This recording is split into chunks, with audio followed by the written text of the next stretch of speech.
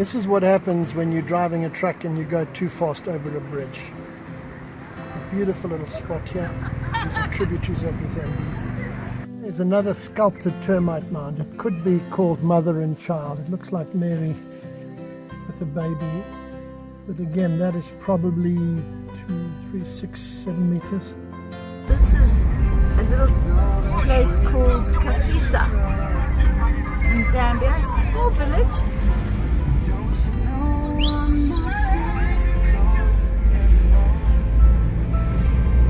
And crowded. This is the lodge at the mine where Cindy looks after here. Just look how beautiful this is.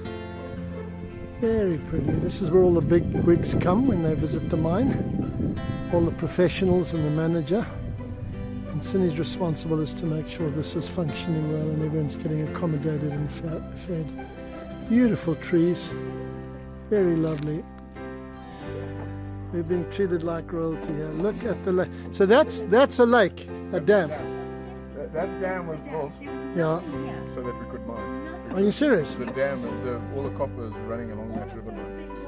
So these guys, the mine, which is called Trident, is it? Has built the roads, the electricity supply, the dam, the hotel, the town. And Dave's been very much part of that in terms of its construction.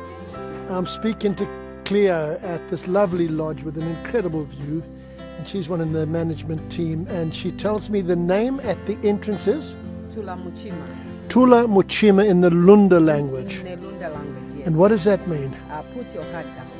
Put your heart down. What a lovely statement. Yes. Put your heart down. Yes. Being treated like kings here, and this is the chef. Richard is a senior chef, hey? And what are you serving us for lunch there? For lunch, we are serving you one pot, chicken and sausage, with some baked basmati rice and roast mixed vegetables. Your job was before you came to Able before he became a chef, he was a charcoal burner. Charcoal burner, hey? He was one of our best chefs. And we are about to go for a lovely ride on the golf course. We're driving down the golf course that the mine has designed, and again Dave has been part of this. You're going to be careful where you drive these days in terms of your golf. We've seen more game on this one golf green than sometimes in a whole national park. Okay team, have a look at that as a golf hole. Cindy, tell us what this tree is called. Trees are marquees here, and they're very, very prolific in Zambia. But the common name is Duchess tree. Yeah. The Duchess I like, so the roots, the buttress does that, hey? Let me go higher now. You can see it's probably about 2, 4, 6, about 12 meters high. Fissured bark. So this is the local little sports club. They've got tennis, squash, obviously golf. What else have they got there? Got a gym, swimming pool, a little practice putting green here. And look over there. A little bridge. Hey? Touch of heaven here, boys. Looking very lovely. This is the Muzingezi Dam, and we've just come down for sunset. This is our fishing camp. Some people here having a braai, and here's the other part of the dam. This is a tar road that is completely rutted on either side of the road. These huge dents caused by the heavy laden copper trucks that go up and down it. It's actually a very dangerous road because it pushes you when you try to go from one side to the other. It bounds into huge ruts. On Pete and Kathy Harold's farm in Kushi, there's a dam that's been put in by several farmers at the back. Pete, am I looking there? That's the Congo Mountains at the back, is it? That's right, yeah. Look at the beauty of this place. Zimbabwean farmers making a difference in Zambia, hey?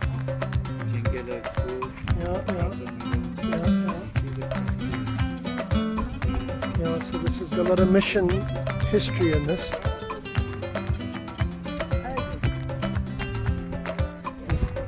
There's old Pete still wearing the same hat he wore probably 30 years ago in Penalonga.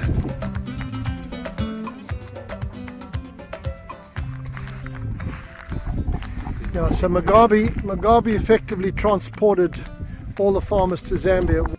Here we're at Mkushi with Pete and Kathy Harrell, friends of ours from Matari, farmers in Mkushi, along with a lot of other Zimbabwean farmers. And as you notice, Pete's trousers are right up by his armpits there. Hasn't changed his outfit. But these guys are part of this farm was started by David Moffat, connected to his father. Okay, so his father. So they're grandchildren of Robert Moffat. So they're connected with that missionary family, and obviously David Livingstone.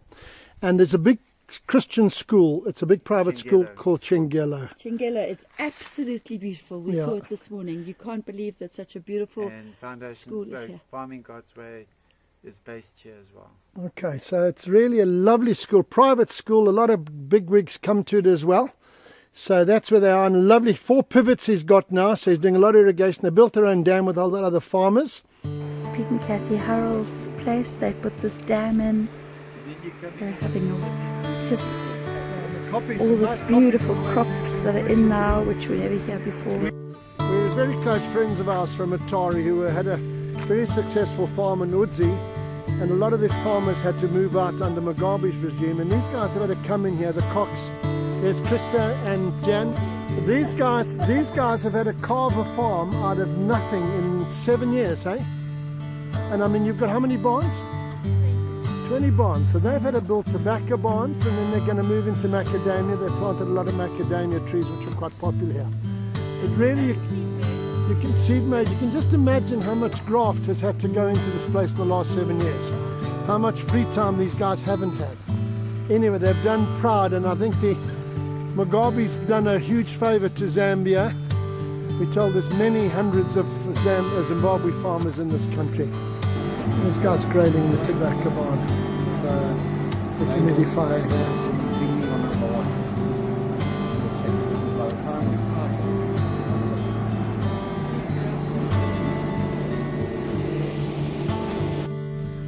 The lovely view that Krista and Jan have got in the front of their place.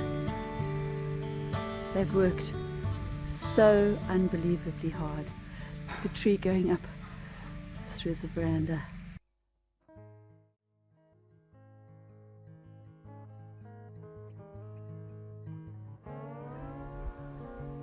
This is up at the entrance of the David Livingstone Memorial in the very place where he died. And his followers, attendants, Chuma and Susie, carried his body 1,500 k's to the coast, from where he was taken by ship to England and buried in Westminster Abbey. Hudson has been showing us around. So Livingstone would have died in a hut like this, very similar to this, just outside of Chitambo's main village. Because he was dying, they couldn't accommodate him in the main village, and so this was constructed for Livingstone. This is a life-size model of Livingstone, who died kneeling beside his bed. The 2 folk who carried him back to Zanzibar would have been Susie in the white headband, and then Chuma there. And so those 3 at the back are 3 other attendants. And his personal belongings, his journals, his letters were all taken and protected and taken back. But this is an offshoot of the Mupundo tree where Livingstone's heart was buried. So his heart is still in Africa. It wouldn't be right to end this episode without a brief recap on the story of David Livingstone. He had crossed the continent and discovered Lake Ngami, the Zambezi River, the Victoria Falls, and reached the coast in 1856 and embarked on a ship to go back to England. England was excited to receive this great explorer missionary. But there was one person who had been hurting while he was away. His wife hadn't seen him for 4.5 years. She had taken the children to England for their education, but it had become estranged to the Livingstone family, her in-laws, and she ended up moving from boarding house to boarding house under great financial stress. She had missed her husband and hadn't seen him for 4.5 years, and he was coming home. And this poem that Brenda's now going to read indicates some of the pain and heartache of a wife who was longing to see her husband again. Brenda, come and read that. This is what she wrote to him on his return. 100,000 welcomes, and it's time for you to come from the far land of the foreigners to your country and your home. Oh, long as we were parted, ever since you went away, I never passed a dreamless night, nor knew an easy day.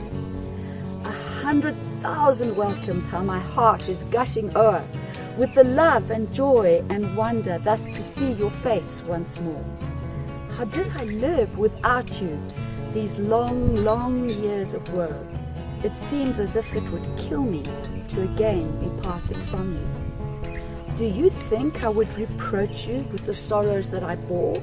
Since the sorrow is all over now, I have you here once more, and there's nothing but the gladness and the love within my heart, and the hope so sweet and certain that again we'll never part. You'll never part me, darling. There's a promise in your eye. I may tend you while I'm living. You may watch me when I die. And if death but kindly lead me to the blessed home on high, what 100,000 welcomes will await you in the sky. Your Mary. Now that took 4 or 5 takes to ensure that Brenda didn't crack up under the emotion, but it's deeply emotional, and you can sense some of her heart and her love for her husband.